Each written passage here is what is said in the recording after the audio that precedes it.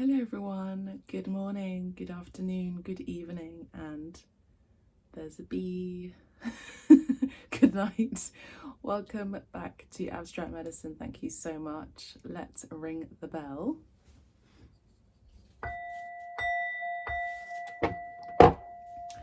So Spirit told me today to show my face, and this is my morning face, and I've just practiced some lovely yoga.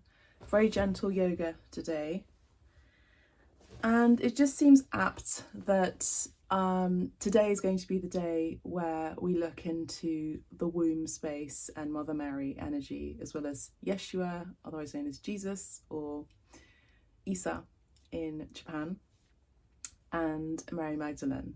So the reason why I say that is because Mother Mary's energy is very gentle. It's a very divine, feminine goddess receptivity. It's the moon, the stars. It's about going deep into the subconscious, deep into the inner world. All right, connection with the cosmic womb and the cosmic realm.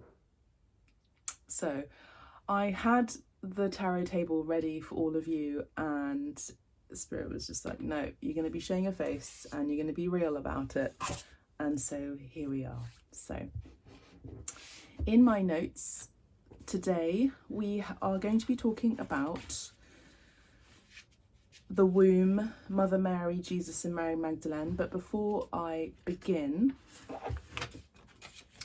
I would just like to do a little bit of housekeeping here on Abstract Medicine, like I do the housekeeping in my own house, my studio. I now have an allotment, which is amazing, and I'm digging deep and putting roots down and yeah, really connecting with the earth. So I highly encourage you all to get gardening if you can. I'd also like to share my thanks, basically just immense gratitude for all of you for connecting in the private lessons and the private sessions with me and taking real advantage of those 20% off discounts for ongoing clients. You know who you are.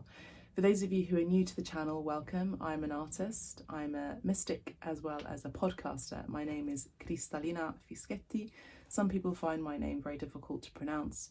Just think of it in sections, so Cristallina and then Fischetti. Sounds like spaghetti. But yes, in any case, it's a double pressing on the T, Fischetti, like spaghetti. Bit of a pet peeve. As I'm Italian and British, Italian language is really important to me, so I cringe when I hear Italian words being mispronounced. It just, there's no need for that anymore. Like Versace, it's not Versace, it's Versace. Okay, anyway, whatever. Letting it go, let it go.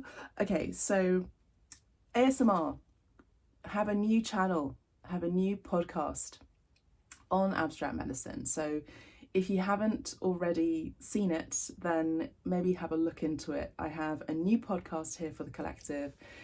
The reason why the ASMR came about actually was because someone who I interviewed who used to be the editor of the arts newspaper. So for those of you who know, you know, she said she really liked ASMR videos and sounds, and she said I should really get into it because I have the voice for it.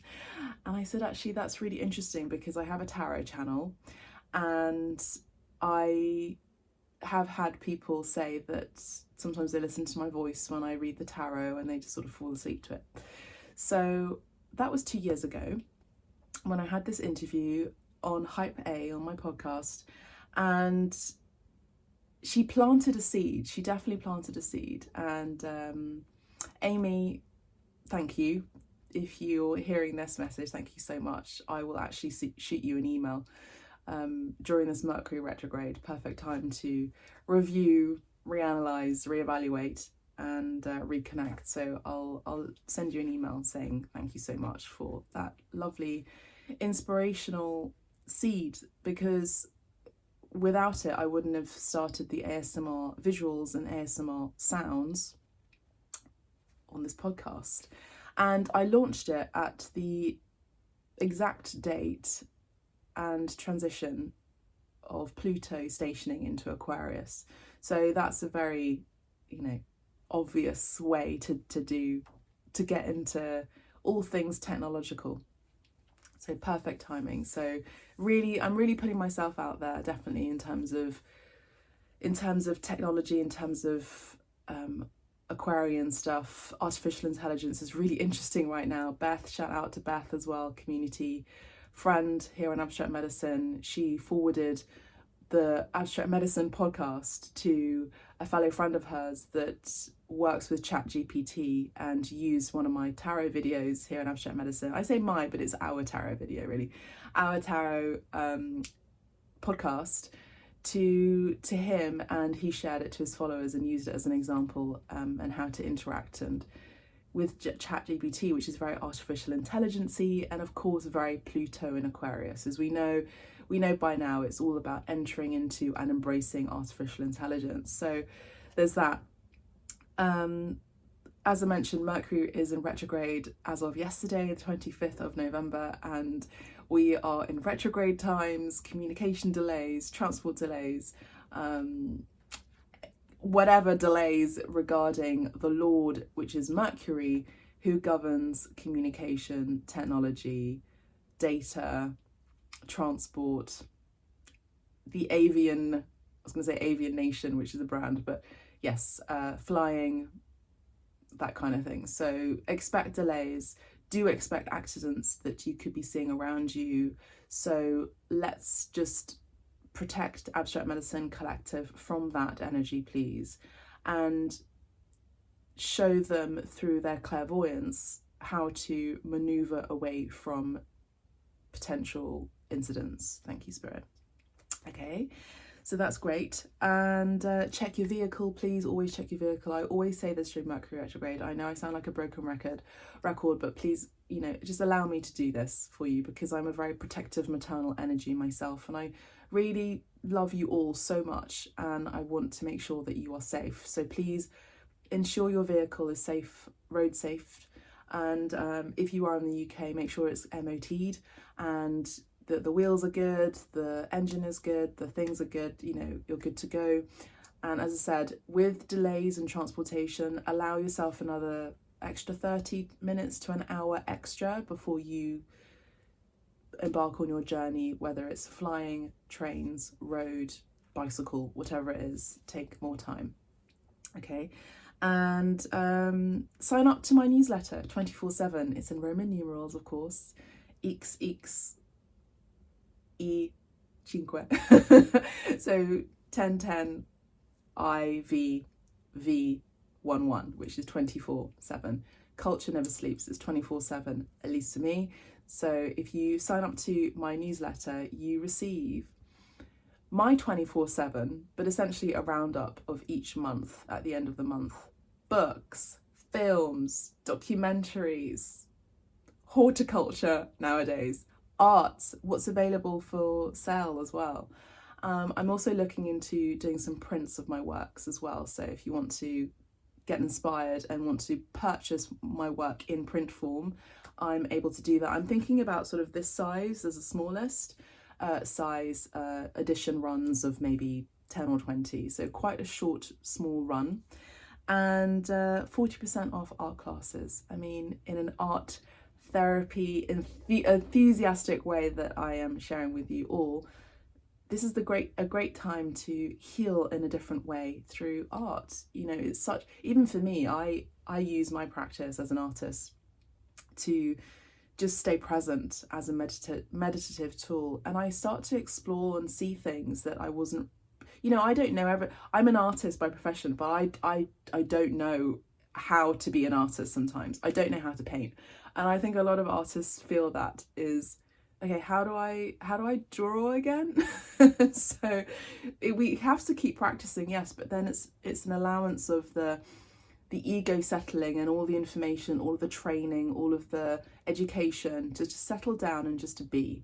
And what I love about the art therapy sessions is that we just connect and we learn something about ourselves even in our own ethics as well, our philosophy, a way of being. And it really helps memory. For those of you who have been experiencing memory loss, it really helps memory. It helps motor kinetic movement as well. And we learn through doing, genuinely, we learn through physical motor movement with our muscles. It's the best way to learn. And for those of you who have children, you will know that using tablets, digital screens, things like that is not the best way for your toddler, your child, to learn, to receive information. It's through making, through doing, through motor movement, kinesis. So that's it. Make sure to subscribe to the channel. Thank you so much for listening, and we're going to go ahead with the womb reading, all about Mother Mary energy, Mary Magdalene and Jesus. Now, I actually, for those of my loved ones, including my boyfriend, knows that I have a shrine for Jesus, and I also have a shrine for Ganesha as well at the entrance of my house. And I pray to, I honour Ganesh every morning and every night. I also do yoga meditation mantras to Ganesha as well, to remove all obstacles. And every morning, every night, I pause and pray to Jesus, and I pray before I go to sleep as well to Jesus. It's, you know, it's an interesting world that we're living in. There are lots of temptations. Interestingly enough, I'm just shuffling the Divine Feminine cards, by the way. This is a very casual moment today, okay? This is a very casual reading for all of you. There's no makeup, there's no, you know, cool ASMR sounds. It's very casual, and this is what's happening today. Okay. So yes, I'm reading Paradise Regained by John Milton. And obviously John Milton was heavily inspired by Dante Alighieri, and I actually am yet to read his books, but I listened to Inferno over, like, many times over. But I'm going to read oh my gosh, yeah, all of them at some point. But they're books of poetry, and so John Milton was inspired by Dante, and he created these books of poetry based on hell, Satan, and Jesus. And so Paradise Lost are books that I read at school, St James's School of Independent School for girls and boys. I went to the girls' school, and it was very insightful. And I studied it, I think it was I studied English literature and English language, and I was actually prone to going to St Andrews to study English literature for 3 years, and yeah, it was just to spite my teacher, basically. But anyway, I didn't do that, obviously. But I don't know why I'm going off on a tangent. It's Mercury retrograde, and I feel like I'm just talking to friends today, so not as your art teacher or your spirit teacher. But yes, and Paradise Lost is about the lost paradise of heaven, where the archangels, some of the archangels, fall, and they fall into their ego and then fall from heaven, from paradise, to a scene where Satan is viewing his new dominion, which is hell.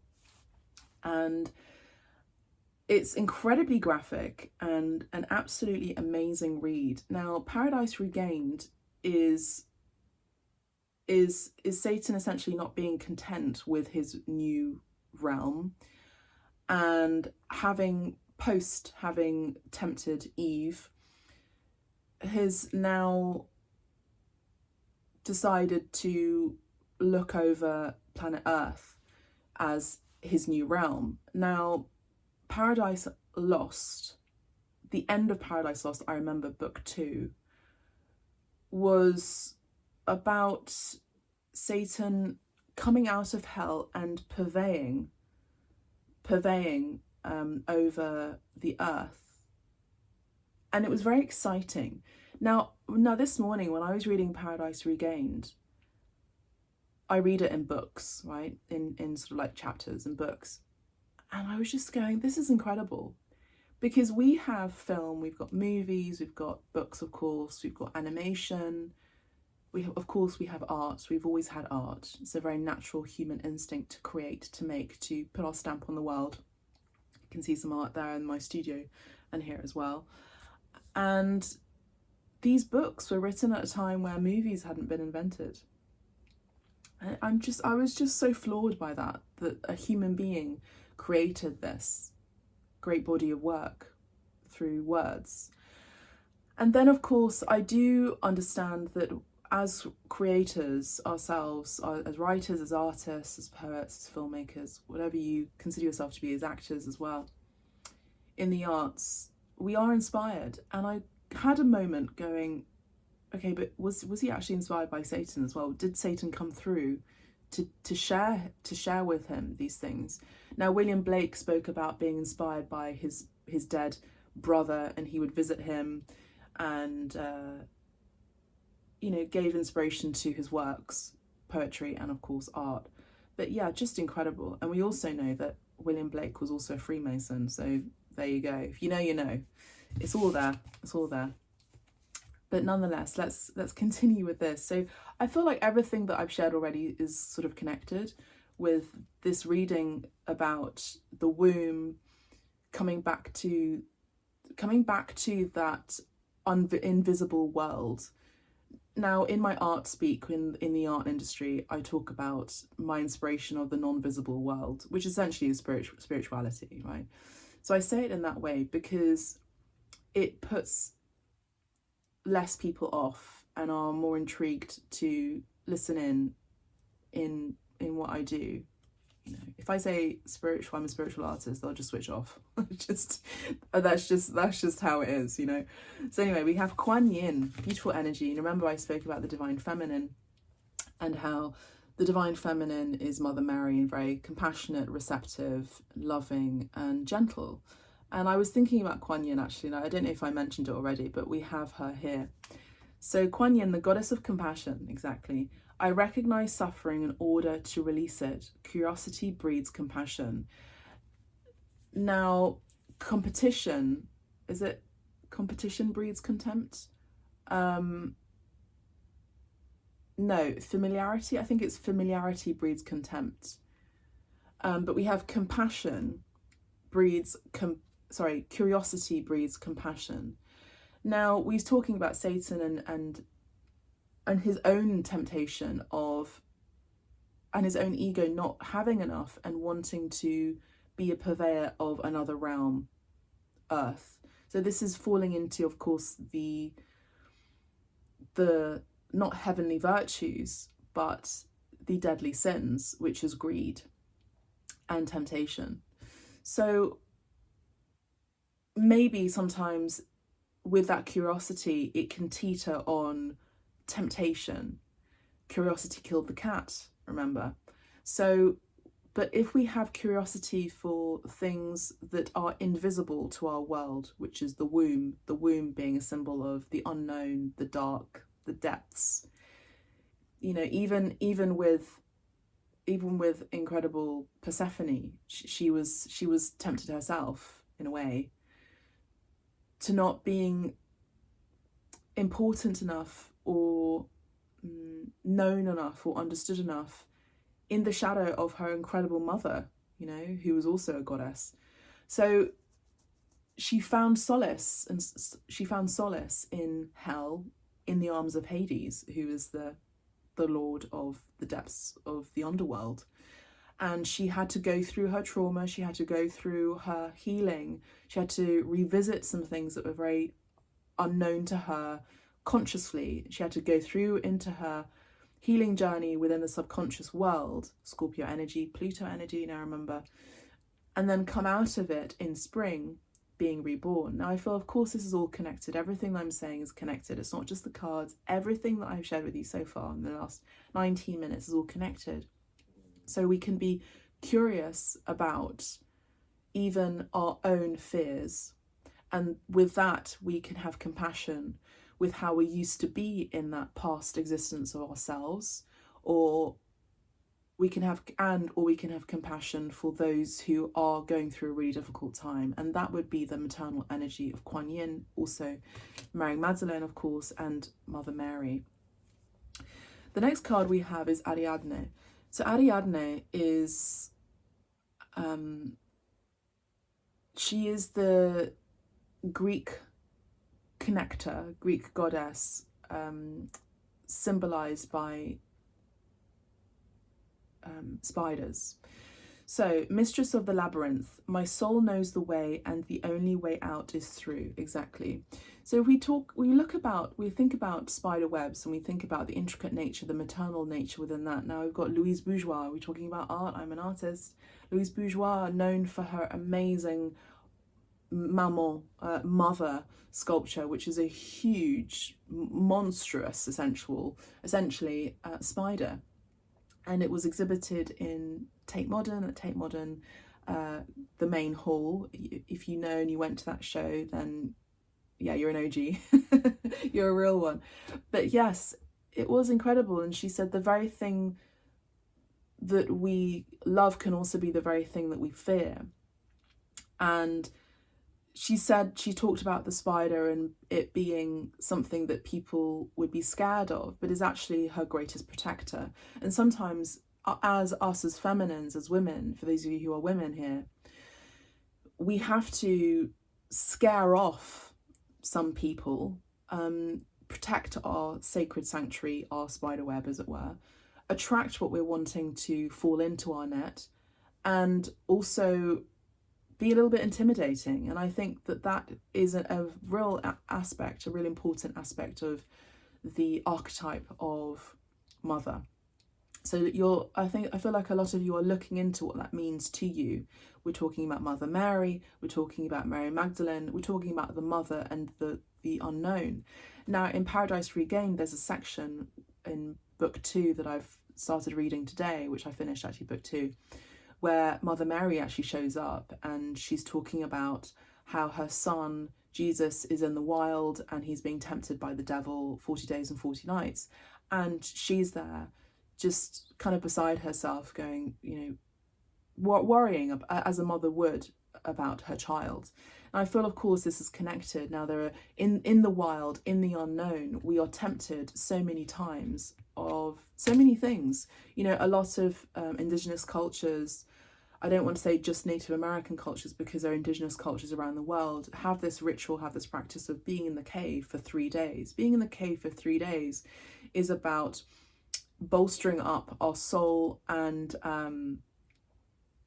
it's a spiritual battle between the dark and the light.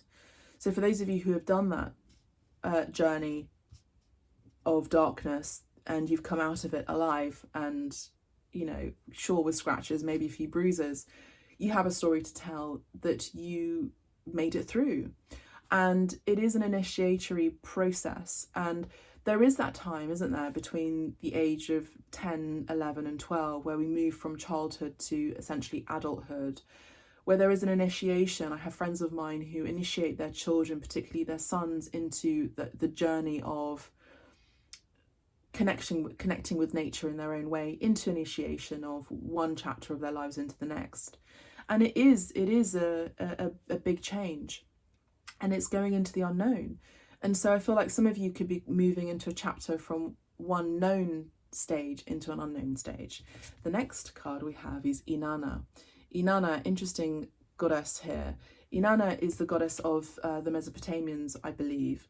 The queen of heaven and earth. I have nothing to hide. I see and accept all that I am. Now, Inanna, I believe, is connected with, from what I remember, Easter, and of course Ishtar.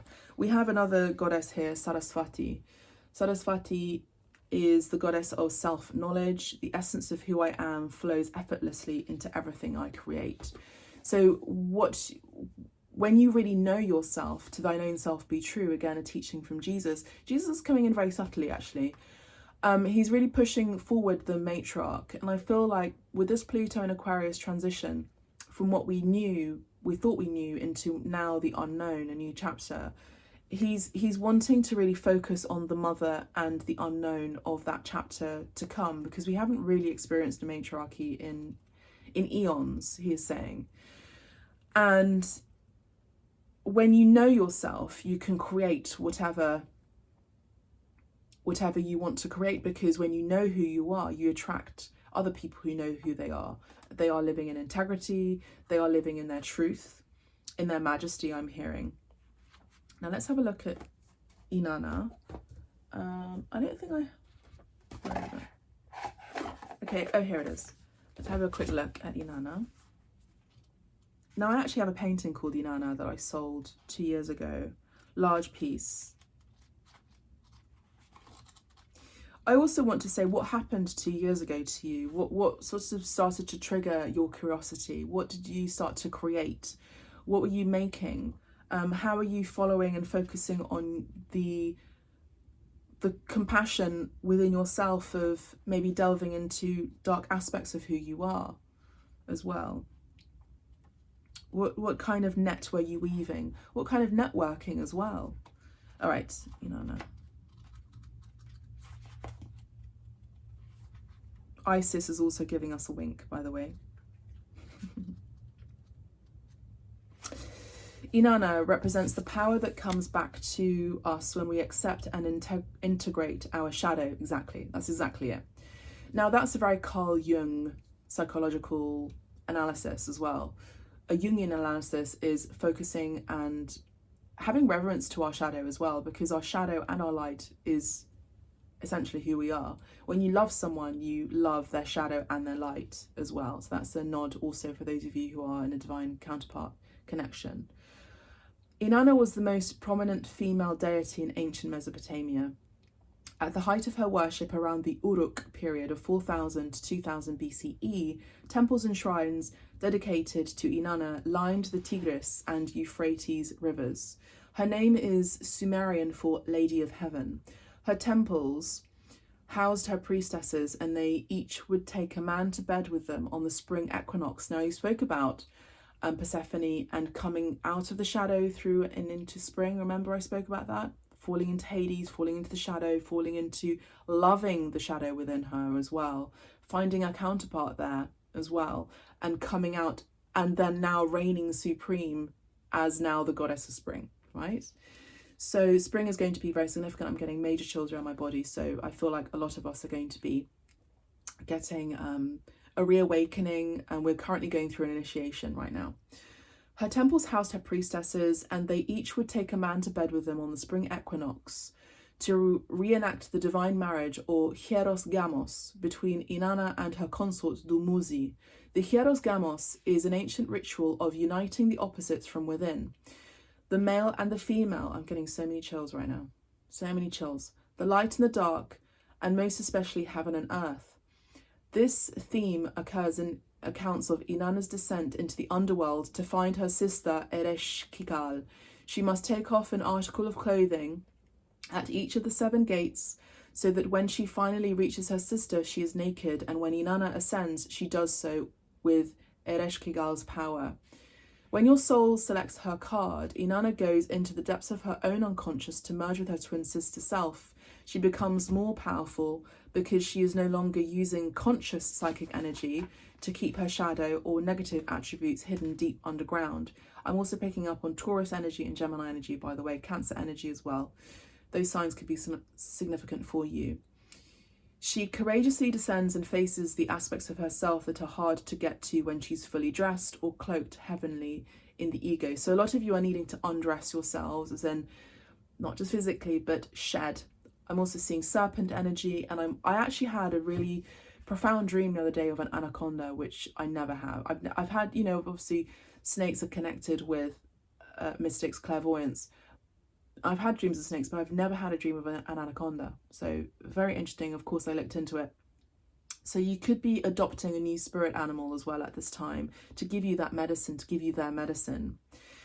The meditation that you could be looking into right now as a prompter is, can I love my shadow as much as my light? And I have nothing to hide. I see and accept all that I am. So those are the messages from the goddesses, of course, being the heavenly attributes and connectors to Mother Mary and Mary Magdalene. But it's also, Jesus is coming in again about the shadow, in terms of not being tempted by the shadow, being offered all this amazing food, knowing, Satan knowing that he was on a fast for 40 days and 40 nights, so of course he didn't fall into it. But it's about, no matter how many riches one can have, it's important to have that virtue within, integrity within, valor within, soul wealth within, so that you can actually reign supreme as a queen among your kingdoms, for those of you who resonate with that. So that's really what I have for you today. We're just going to leave it here. We're not going to have a tarot card at all. We're just going to leave it here today. I feel like it's a beautiful message about delving into your depths, moving into transformational energy, and then coming out, rising out supreme, springing forth aplenty in spring. God, Goddess bless you. Thank you so much for tuning in.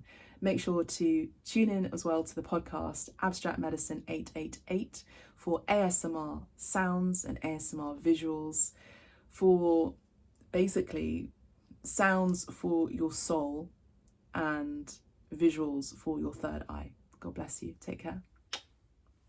And bye for now.